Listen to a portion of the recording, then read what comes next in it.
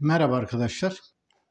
İnsan dilinin kökeni ve evrimiyle ilgili videolarda beyinle ilgili konuları işlemeye devam ediyorum. Bu konuyla ilgili olarak daha önce yapay zeka konusuna girmiştim. Yapay zeka ile ilgili belli tartışmalara değinmiştik. Fakat bu konuda sorular gelmeye devam ediyor. Bu sorulardan en ilginçlerinden birisi de e, yapay zeka araştırmalarına büyük dev bilişim şirketlerinin yaptıkları milyarlarca dolarlık yatırımla ilgili. Bazı arkadaşlar şöyle diyorlar.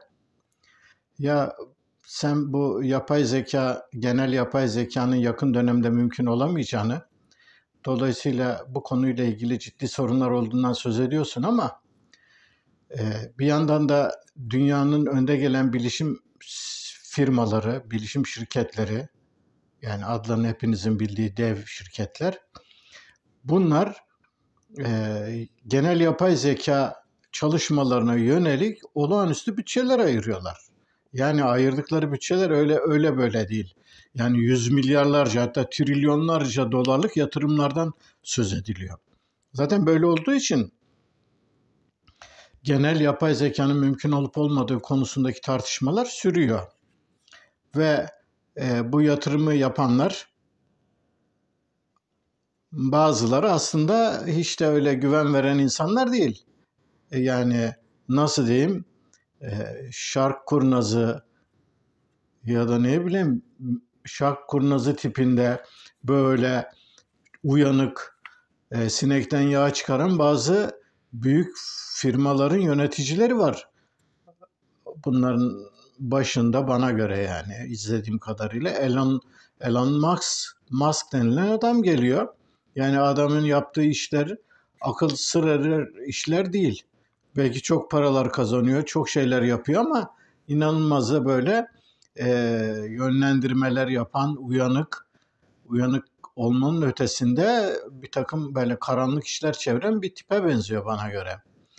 Şimdi neyse Elon Musk konusu bir yana, bu dev bilişim şirketlerinin yüz milyarlarca dolarlık yatırımları yapmalarından hareketle, ki borsalarda falan bunlar zaten takip ediliyor. Bazı arkadaşlar şunu diyorlar ya, yani bu adamlar ellerinin altında e, binlerce adam var. Her biri bilimsel konulardan anlayan, teknoloji geliştiren inanılmaz adamlar. Yani bunlar senin söylediğin bazı gerçekleri görmüyorlar da bu kadar büyük dev yatırımlar nasıl yapıyorlar? Yani daha doğrusu bu kadar büyük dev yatırımlar yapmalarına karşın eğer senin dediklerin doğruysa bu adamlar o zaman suya yazı yazıyorlar demektir. İleride bu yatırımlar çöpe gitme olasılığı yok mu? Bunu nasıl açıklıyorsun? Aslında bu güzel bir soru, ilginç de bir soru. Şimdi bu sorunun yanıtını arayacağız bu videoda. Yani e, Apple gibi, Google gibi, Microsoft gibi dünyanın en büyük şirketlerinin yapay zekaya milyarlarca dolarlık yatırımlar yaparak bu kadar şeyler yapmaları aslında akıllıca bir öngörü mü yoksa e, aptallık mı? Şimdi bu sorunun yanıtını arayacağız bu videoda. Şimdi bu sorunun yanıtını aramadan önce aslında e, akıllılık mı aptallık mı sorusunu kapitalizmle ilgili olarak sormamız gerekiyor. Yani bakmayın, Sovyetler Birliği'nin çökmesinden sonra neoliberal düşünce akımlarının ve bunun işte sözüm ona ideolojik önderlerinin söyledikleri bir takım şeyler yaşı tutanlar biliyorlardır. İşte Fukuyama'dan Fukuyama'dan başlayarak bir sürü böyle neoliberalizmin teorisyenleri dünyanın artık yeni bir çağa girdiğini, iki kutuplu dünyanın bittiğini, artık insanlığın önünün açıldığını falan söylemişlerdi. Oysa ki işlerin işte böyle olmadığı, kapitalizmin bildiğimiz kapitalizm olduğunu, halklara, insanlığa kan, gözyaşı ve terden başka hiçbir şey vermediğini ve veremeyeceği açık biçimde ortaya çıktı. Şimdi bu konumuzu dağıtmadan tekrar dev bilişim şirketlerinin yatırımlarına dönersek, şimdi bu insanlar bu kadar büyük yatırımları neden yapıyorlar? Niye yapıyorlar? Bu yatırımları yapmakta haklılar mı, haksızlar mı? Öncelikle şunu tespit etmemiz gerekiyor. Bir kere kapitalizm akıl dışı bir sistem.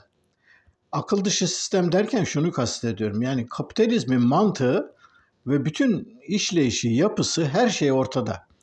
Bu yapı kar amaçlı bir yapı. Yani kapitalizmde insanlığa hizmet, insanların refahı, insanları geliştirme, hiç böyle bir şey yok.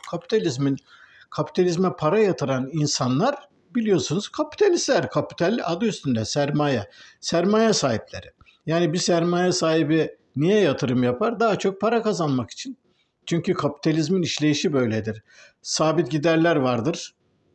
Sabit giderleri koyarsınız. İşte ham maddedir, binanın yıpranma payıdır, şudur budur, makinalardır. Bunları koyarsınız. Sonra işçileri alırsınız. İşçiler çalışırlar. Onların ürettiklerinin üzerine siz işçilerin gerçek emeklerinin karşılığını vermezsiniz. Onun bir kısmına artı değer olarak el koyarsınız. Dolayısıyla böylelikle sömürü gerçekleşir. Şimdi Marx'ın yaklaşık 150 yıl önce ortaya koyduğu kapitalizmin bu doğası, bu yapısı hiç değişmiş bir şey değil. Bu kapitalizm bildiğimiz kapitalizm.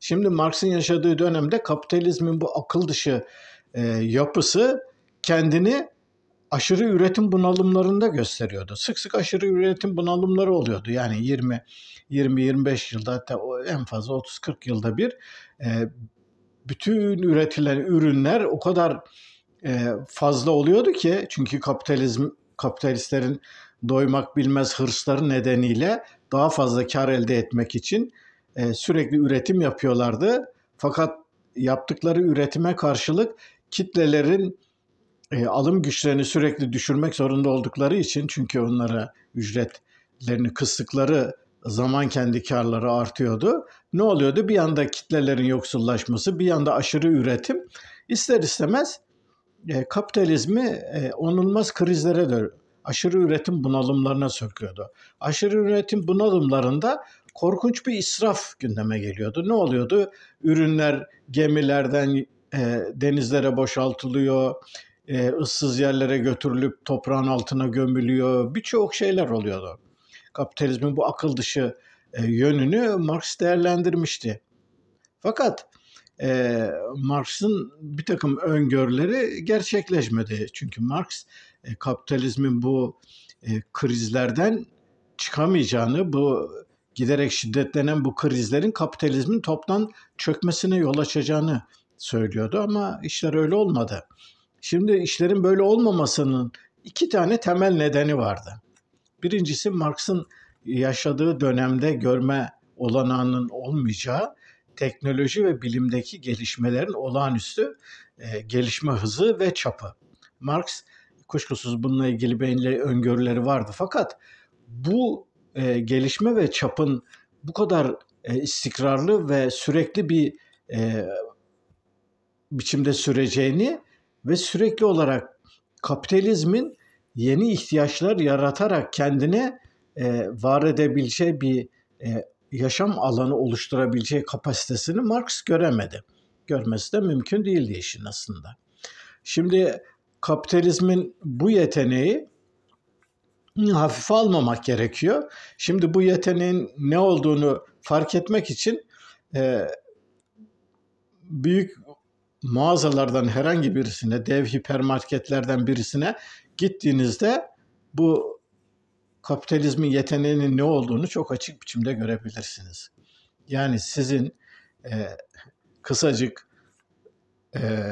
ölümlü ömrünüz boyunca hayatta kullanmayacağınız ve kullanma sırası gelmeyecek binlerce, on binlerce, yüz binlerce ürün. Yani bu süper büyük dev marketlere gidip oradaki ürün çeşitliliğini gördüğünüzde dudaklarınızın uçuklamaması mümkün değil. Hatta oraya kadar gitmenize gerek yok. Basit hamile kadınlara ve yeni doğan bebeklere hizmet veren bir mağazaya gidin. Bildiğiniz böyle bir basit bir mağazaya gidin. Bu mağazada göreceğiniz ürün çeşitliliği karşısında dudaklarınız uçuklayacaktır. Yani yeni doğan bir bebeğin kullanması gereken ürünler, hamile bir kadının kullanması gereken ürünler. Şimdi burada öylesine ürünler var ki bebeği emzirirken annenin kullanacağı yastık, işte bebeğe giydirilecek şu, bebeğin yüzlerce, binlerce ürün ve bu ürünlerin çoğunu aslında hiç de ihtiyaçları olmadığı halde insanlar cayır cayır alıyorlar. Çünkü bu kapitalizmin pompalamasıyla ihtiyaç yaratma yeteneğinin olağanüstü çapıyla ilgili bir durum. Şimdi bunun sayısız başka örneğini hepiniz biliyorsunuz. Günlük yaşamımızda da biliyoruz. Yani birçok tanıdığınızın çocuklarının evinde dolaplar dolusu oyuncak vardır. Çocuk her evden çıktığında, her markete gittiğinde bir oyuncak alır getirir. Getirir, evdeki dolapların içi oyuncakla doldur. Ben çok yakından bildiğim birçok aile var. Yani bir çocuğun 500 tane arabası olur mu? Var, evet. 500 tane arabası, yüzlerce, 200-300 bebeği olan kızlar, 200-300 arabası olan erkek çocuklar. Evlerinin dolapları taşıyor ve bu dolaplar taştığı gibi artık aldıkları ürünleri dedelerinin, anneannelerinin, babaannelerinin evlerine götürüyorlar. Onları bodrumlarına, alt katına, dolaplarına. Çünkü bunlar da benim arkadaşlarımın başına geldi. Gördüm yani. Yani demek istediğim, kapitalizm gerçekten akıl dışı bir sistemdir. Neden akıl dışı bir sistemdir? Çünkü insanların ihtiyaçlarını ve mutluluklarını artırabilecek bir sistem değil. Kapital sahiplerinin karlarını azamileştirmek, onların sınırsız zenginliklerini artırabilmek temelinde kurulmuş bir sistem. Ve dolayısıyla bu sistem bu şekliyle olduğu için bu sistemin yürüyebilmesi insanların kapitalistlerin ürettiği ürünleri almalarına bağlı. Peki bunun için ne yapıyor kapitalistler? Sürekli ihtiyaç yaratıyorlar. Nasıl yaratıyorlar? İşte her yıl insanlara telefon aldırtıyorlar. Bilgisayar aldırtıyorlar. Bir bilgisayarın ömrü en fazla 6-7 sene. Ondan sonra güncellemeler yapmıyorlar. Demir gibi sapasağlam bilgisayarlar çöpe gidiyor. Çünkü güncelleme almıyor. Güncelleme almadığı için yeni uygulamaları yapamıyorsunuz. Dolayısıyla sapasağlam bilgisayarı kullanamıyorsunuz. Yenisini almak zorundasınız. Aynı şey telefonlar için geçerli. Her yıl bir üst model geliyor.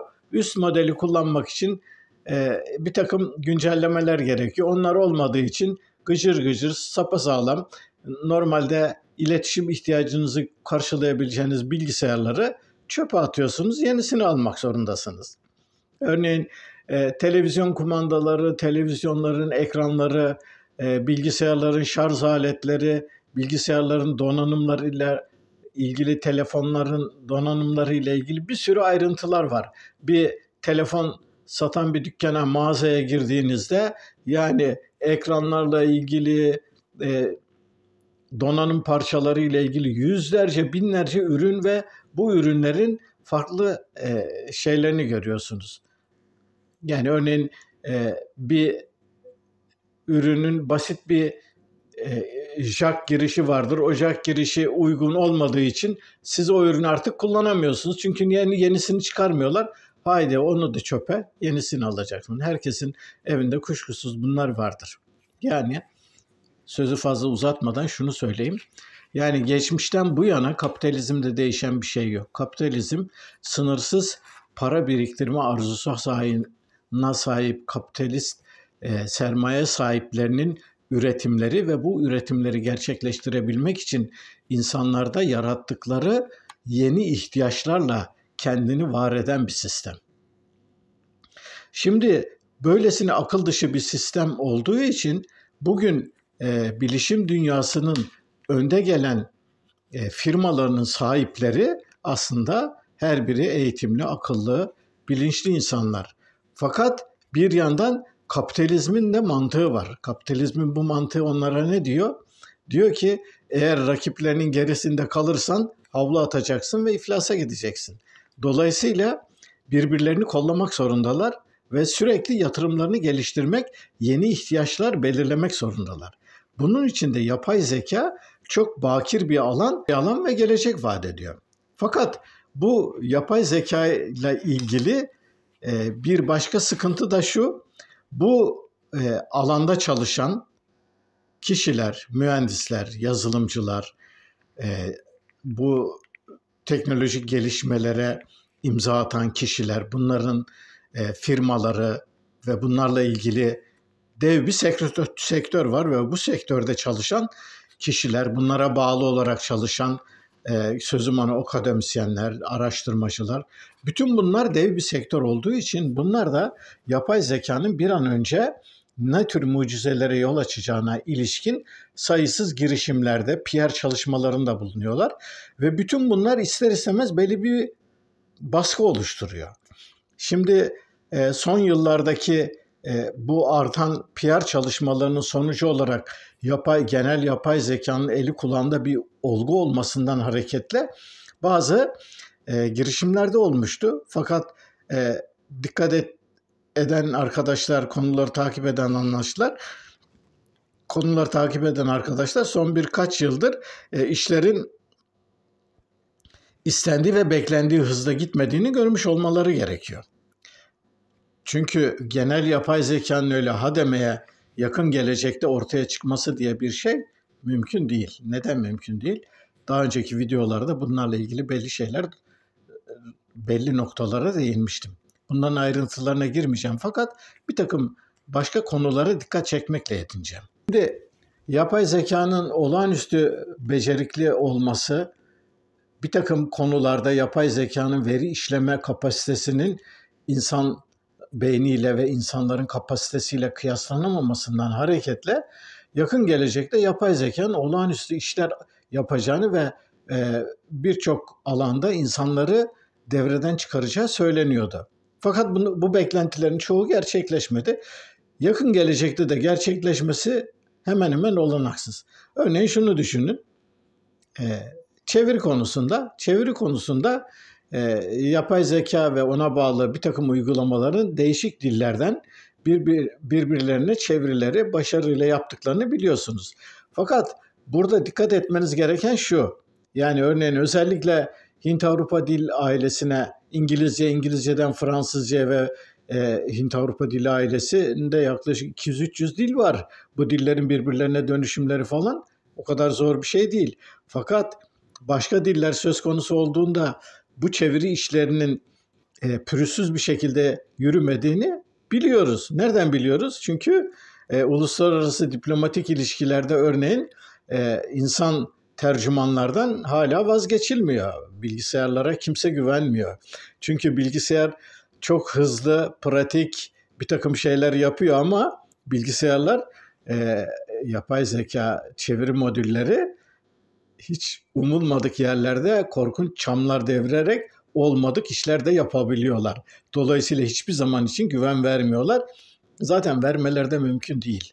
Neden mümkün değil? Çünkü sonuçta bilgisayar dediğiniz bir makina, bir alet. Yani nasıl hesap makinesi sonsuz hızlı veri işleme yeteneği sayesinde insan beyninin yapamayacağı hesaplamaları birkaç saniye içerisinde yapıyor. İşte karekök alıyor, tanjantını hesaplıyor, kotanjantını hesaplıyor, bilmem sayısız işlemler yapıyorsun ya hesap makinesiyle. Bunları insan zihni ve becerisiyle yapmanız mümkün değil. Ama sonuçta bu hesap makineleri bu işleri yaptıklarında sadece verileri işleme hızındaki beceriyle bunu yapıyorlar. Ama yaptıkları işin bilincindeler mi? Elbette değiller. Şimdi çeviri yapan bilgisayarları düşünün. Bunlar da çeviri yapıyorlar ama neyi çevirdiklerini falan bildikleri yok ki. Onlara verilen verilere göre bir takım sonuçlar çıkarıyorlar. Örneğin basit örneklerle gidelim. Şimdi öğretileme dediğimiz mecaz, yani Arapçası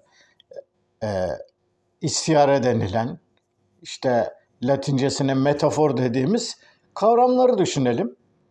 Şimdi yapay zeka çalışmalarında yapay zeka ile ilgili medya taramalarında ve değişik işte ChatGPT gibi bir takım uygulamaların yaptıkları sunumlara ve sundukları raporlara bakıldığında bunların zaman zaman korkunç fahiş hatalar, yalanlar söyledikleri ortaya çıkıyor. Yani bunlarla ilgili istatistikler ortada. %3'ten %28-30'lara gidene kadar bu uygulamaları yalan söyledikleri ortaya çıkıyor. Aslında yalan söylemeleri de şöyle bir şey. Onlara siz bir şey soruyorsunuz. Bana işte şu konuda bilgi ver. Ama bir koşul koyuyorsunuz. O koşulları koyduğunuz zaman yapay zekayı yönlendirmeye başlıyorsunuz. Bir süre sonra bu yapay zeka size duymak istediklerinizi söylemeye başlıyor. Siz onu yönlendirdiğiniz zaman. Ve nitekim yapay zeka bu uygulamalarla ilgili dünyada açılmış sayısız davalar var. Bu davalarda başka şirketlerin, özellikle de haberleşme sitelerinin ve gazetelerin ve televizyonların falan verilerini bunların izinsiz biçimde kullandıkları ve bununla ilgili çok ciddi davalar ve sorunlar var. Şimdi burada şunu anlatmaya çalışıyorum. Yani yapay zeka sonuçta bir makine olduğu için, yaptığı işin bilincinde olmadığı için diyelim sizin metaforik yani mecazi bazı ifadelerinizin altında yatanları kavramayacaktır. Kavramadığı için de bunları yanlış çevirecektir. Gayet basit. Hatta bu konuyla ilgili Amerika'dan geçen seçimlerle ilgili çok basit bir örnek vermek istiyorum. Oldukça da eğlenceli. Şimdi bir dönem Amerika'da Trump'ın kampanyasında Trump karşıtları sürekli olarak Trump'a hakaretler ediyorlar. İşte moron diyorlar, aptal diyorlar. Böyle bu kelimeleri kullanarak bir sürü paylaşımlarda bulunuyorlar. Ama bu söylediğim önceki seçim değil, ondan önceki seçim. Yani Trump'ın başkanlığı kazandığı seçimin öncesinden söz ediyorum. Neyse bu araştırmalar falan yapılıyor. Daha sonra Trump'a yönelik bu hakaretlerin atıyorum işte medyadaki görünme sıklığı %20. Fakat seçim bitiyor, Trump başkan oluyor. Trump başkan olduktan sonra bakılıyor hakaretlerin boyutu 2 katına, 3 katına, %40'lara, 50'lere çıkıyor. Tabii insanlar şaşırıyorlar, araştırmacılar. Ya ne oldu? Yani Trump kazandığı halde ona yönelik bu hakaretler neden çoğaldı? Çünkü çoğalmanın nedeni şu, sosyal medyada Trump taraftarları karşıtlarıyla dalga geçmek için onların kullandığı kelimeleri kullanıyorlar. Diyorlar ki gördünüz, moronu gördünüz değil mi? Size nasıl işte bilmem ne yaptı ya da aptalı gördünüz, aptal size işte bilmem şöyle yapmadı mı falan deyip yani şeyin kullandıkları, Trump karşıtlarının kullandıkları hakaret kelimelerini bu sefer Trump karşıtlarına karşı alay ve mizah konusu yaparak kullanılıyor. Şimdi yapay zeka çözümlemesi yapan sistemler bunları tabii bu ironiyi, buradaki alayı ya da mizahı anlamadıkları için bunu farklı yorumluyorlar. Dolayısıyla şunu anlatmaya çalışıyorum. Yani istediği kadar yapay zeka hızıyla bir takım şeyleri yapıyor olsa da insan beyninin ya da basit bir insanın çok kolay biçimde anlayabileceği bir takım söz sanatlarını ve değişik ironi, mizah, metafor, işte değişik edebi sanatlardaki nüansları elbette ayırt edemiyor. Ayırt edemediği için yapay zekanın bu yönde çok ciddi sorunların olduğunu unutmamak. Tabii sorun sadece konuşmayla, dille, anlatımla, yazılı medya ile ilgili bir sorun değil. Biliyorsunuz yapay zeka ile yapılmış bir sürü robotlar var. Bir takım şeyler yapılıyorlar. Fakat bu robotik işlemlerde bugün aradan geçen onca zamana ve sağlanan onca ilerlemeye karşın bugünkü robotlar biliyorsunuz hala ne diyeyim emekleme aşamasındalar. Yani insanlarda bulunan propriosepsiyon dediğimiz öz duyum diye Türkçe'ye çevrilen yeteneğin robotlarda yok. Yani ne demek bu?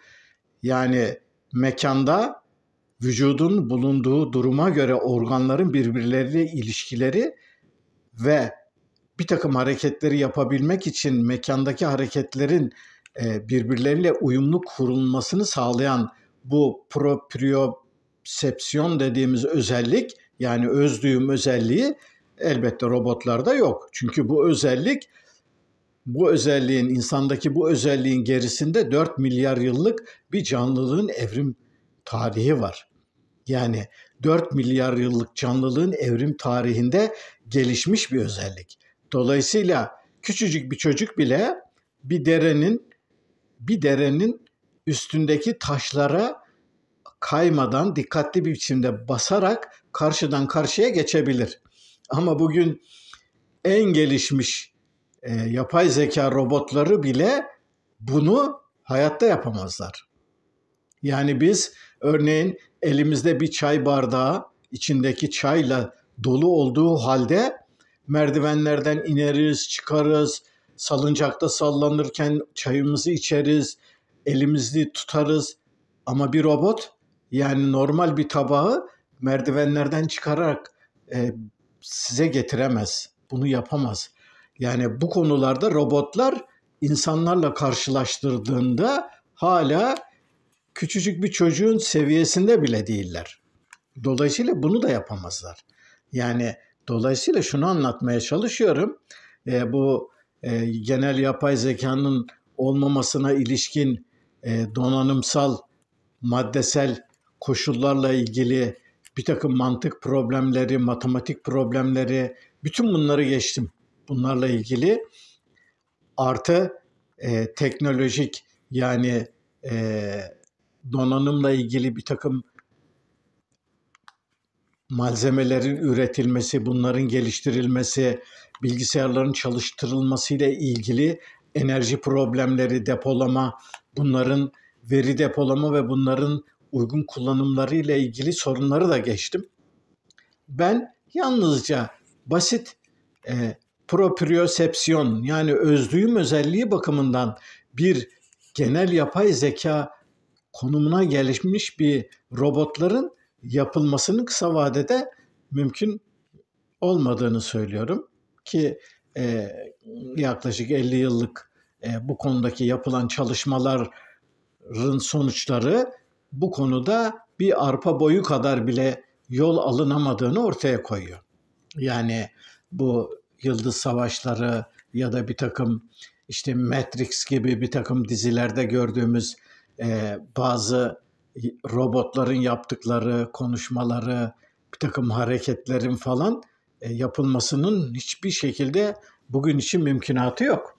Nitekim anımsayacağınız gibi bu geçmişte videolardan birisinde söz etmiştim. Yani güdümlü füzelerle hareketli hedeflerin vurulmasına ilişkin sorunlarda da yapay zeka ve yapay zeka ile ilgili robotik gelişmelerin hala emekleme safhasında olduğunu, bu tür şeylerin hala geleneksel, klasik işte radyo dalgalarıyla, ısı tespitiyle, ısıya duyarlı silahlarla falan halledildiğini söylemiştim. Yani bütün bunlardan şuraya gelmeye çalışıyorum. Belli alanlar ve belli konular söz konusu olduğunda genel yapay zekanın insanı aştığı, insan beynini aştığı, insanın yapamayacağı olağanüstü işler başardığı konusunda bir kuşku yok. Yani işte lazer teknolojisinden bakalım, otomasyonla ilgili akla gelebilecek yapay zeka uygulamaları konusunda ve bunların elverişlilikleri konusunda bir sorun yok. Yani akıllı cihazlar, akıllı cihazların çalıştırılması, işte görüntüleme teknikleri, yazılar, bilgisayarların geliştirilmesi ve bunlarla ilgili bir takım hesaplamaların ya da yazıların iletilmesi, düşüncelerin iletilmesi, bütün bu konularda elbette yapay zeka olağanüstü işler yapıyorlar.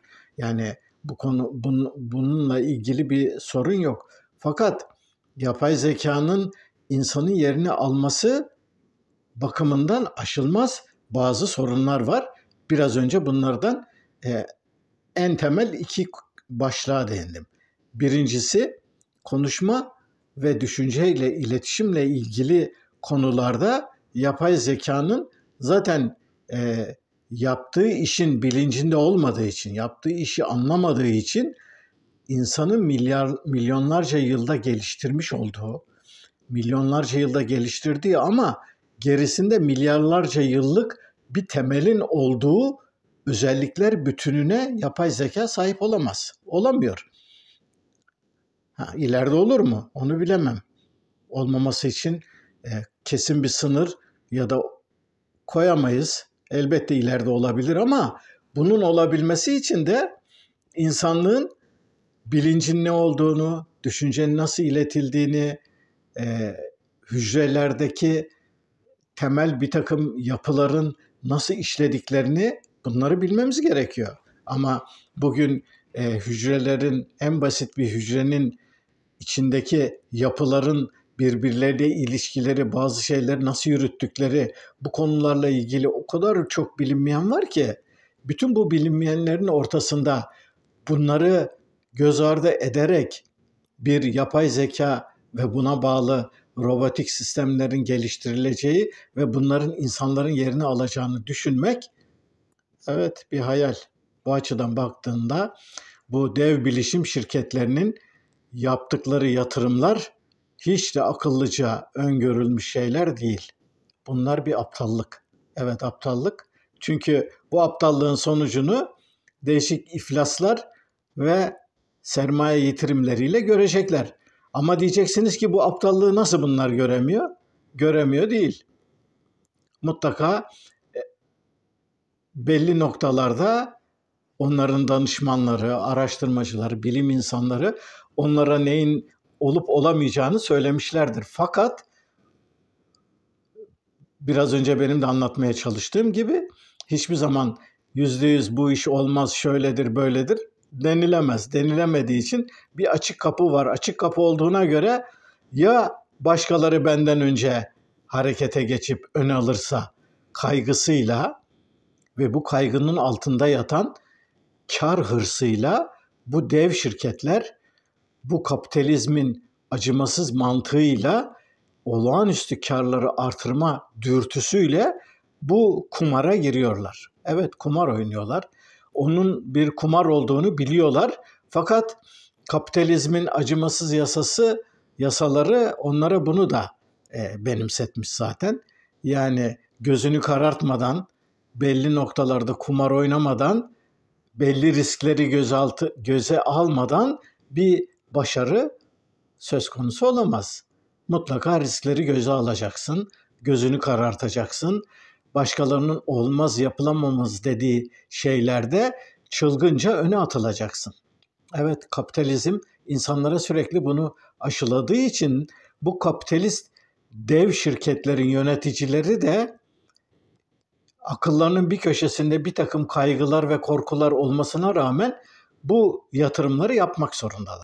Fakat bu dev şirketlerin yöneticileri ciddi biçimde bir mesai harcayıp evrimin işleyiş kurallarını, evrimin nasıl olduğunu, nasıl geliştiğini öğrenmiş olsalar, kendilerine bu konuda ile ilgili rapor sunan danışmanların ve bilim insanlarının sunduklarının dışında işin özüne inmeye çalışsalar şunu görecekler. Şu an yapmaya çalıştıkları iş aslında olanaksız bir iş. Neden olanaksız? Çünkü bugün canlılığın gelmiş olduğu geçmiş 4 milyar yılı, bu 4 milyar yılda gelişmiş incelikli, olağanüstü düzenekleri, bu düzeneklerin birbirleriyle ilişkileri ve bütün bunların yansıması olarak şu an için dünyanın ve evrenin en karmaşık kapalı sistemi, en karmaşık düzeneği olarak beynin nasıl işlediğini tam olarak bilmeden beynin yapabileceği bütün işleri genel yapay zekayı oluşturarak robotik değişik robotları üreterek bunların yapılabileceğini düşünmeleri, evet, biraz da hem aptallık hem cahillik. Çünkü evrimin işleyiş yasalarını öğrenmiş olsalar, evrimle ilgili gelişmelerin milyonlarca, milyarlarca yılda hangi aşamalardan geçerek bugünkü konumuna geldiğini araştırmış ve bu konuları sağlıklı bir biçimde öğrenmiş olsalar, eminim ki bu kumarı oynamaya yeltenmezlerdi. Ama videonun başında da belirttiğim gibi kapitalizmin yapısı ve mantığı onları buna zorluyor. Buna zorladığı için de tıpkı geçmişte fazla üretim bunalımlarına sık sık düşen kapitalistlerin yaşadıkları onca felaketten, onca acı, iflas ve çöküşten hiç ders almadan yollarına devam etmeleri gibi bugünkü kapitalistler de yollarına devam etmeye çalışıyorlar. Yani örneğin Amerika'da bugün 1933'teki büyük buhran, o çöküş, o dönemde yaşanılanları kuşkusuz Amerikalı kapitalistlerin hiçbirisi unutmuş değil.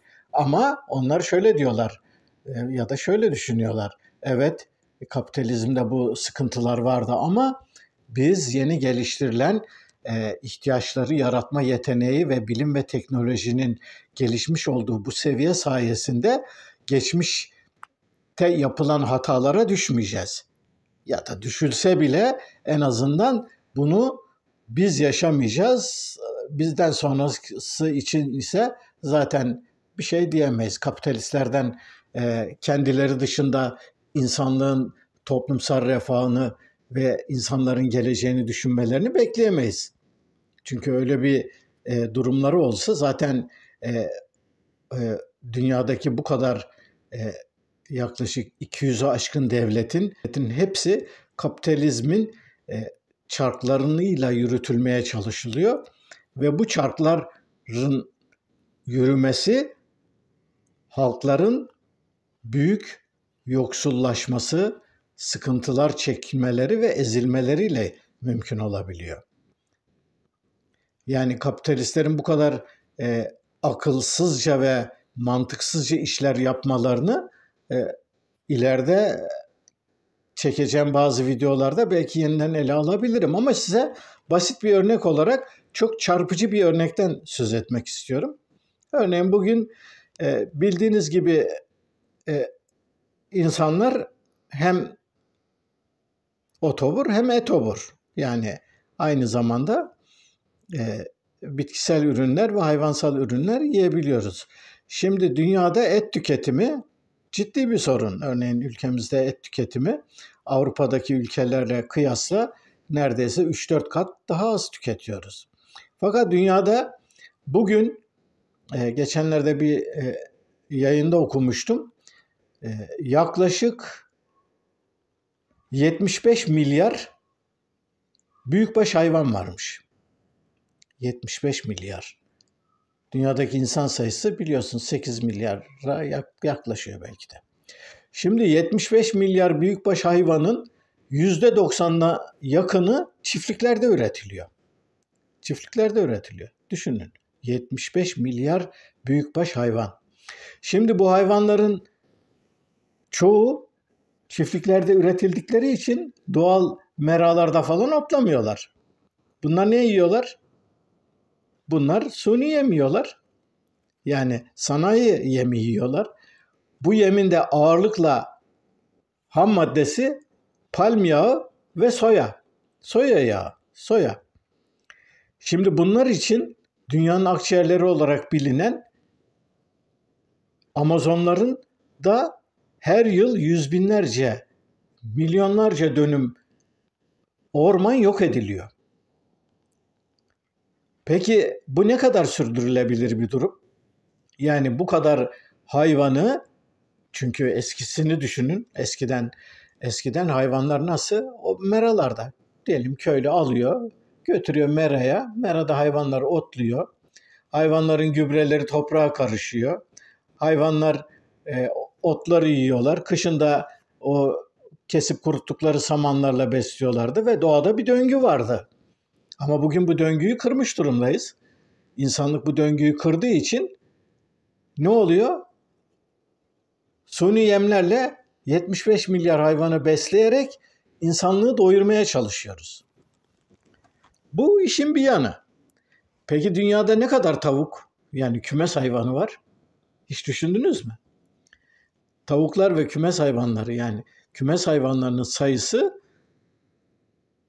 trilyonları buluyor. Evet, trilyonları buluyor. Peki bunlar nerede yetiştiriliyor? Bunların da çoğu çiftliklerde, kafeslerde. Bugün normalde 2 sene, 3 senede ancak etlenip butlanan tavuklar 6 ayda yenilecek duruma geliyorlar. Kafeslerdeki bu tavuklar biliyorsunuz hayvanların ayak kemikleri bile gelişmiyor. Yani ayağa kalkıp yürüyecek halleri bile yok. Peki bu hayvanlara ne veriliyor? Suni yem veriliyor. Hastalanmasınlar diye antibiyotikler dayatılıyor. Ve dolayısıyla tavuk diye marketlerden alıp yediğiniz hayvanların çoğu aslında etle metle ilgisi yok. Ve bu durum sürdürülebilir bir durum değil. Bu bizim ülkemizi düşünün. Ülkemizde geçmişte bu kadar büyük tavuk çiftlikleri, tavuk firmaları yoktu. Şimdi hiç kimse gezen tavuk, canlı tavuk, yani ancak işte kırsal kesimdeki insanların bildikleri şeyler bunlar. Yoksa büyük şehirlerdeki insanlar ne tavuk görüyorlar, ne gezen tavuğu, ne tavuğu, onların yedikleri tavuk değil ki. Yani demek istediğim, kapitalizmin kar hırsı ve sermaye sahiplerinin, yani kapital sahiplerinin akıl dışı aptallıkları insanlığı göz göre göre felakete götürüyor. Bu felaketin çok somut ve basit bir örneği olarak tavukların ve çiftlik hayvanlarının üretimlerine ilişkin durumdan söz ettim. Şimdi bu akılcı bir iş mi? Sürdürülebilir bir iş mi? İnsanlık böyle bu haliyle nereye kadar gidebilir? Peki bunu düşünmeyen kapitalistler genel yapay zekaya bir an önce ulaşmak için milyarlarca dolarlık yatırımları neden yapmasınlar? Yapıyorlar işte. Kapitalist. Yani kapital sahibi amacı ne? Para, daha çok para. Yani dünya neredeyse bir avuç insanın zenginliğin %90'ı onların elinde toplanacak. Diğer insanlar o distopyalarda olduğu gibi garip grup yerlerde ayrı koşullarda yaşamak zorunda kalacaklar. Bu kapitalizme dur denilmediği sürece gidişat budur ne yazık ki. Dolayısıyla videonun sonuna geldim. Bu videonun özeti şu olsun. Kapitalistler kapitalistliklerini sürdürdükleri sürece akıl dışı ve aptalca girişimlerden vazgeçmeyeceklerdir. Dolayısıyla dev bilişim şirketlerinin genel yapay zekaya yönelik yaptıkları yatırımlar kapitalizmin doğal bir sonucudur. Evet, bir videonun daha sonuna geldim. Beni dinlediğiniz için teşekkür ederim. Bir sonraki videoda görüşmek üzere. Hoşça kalın.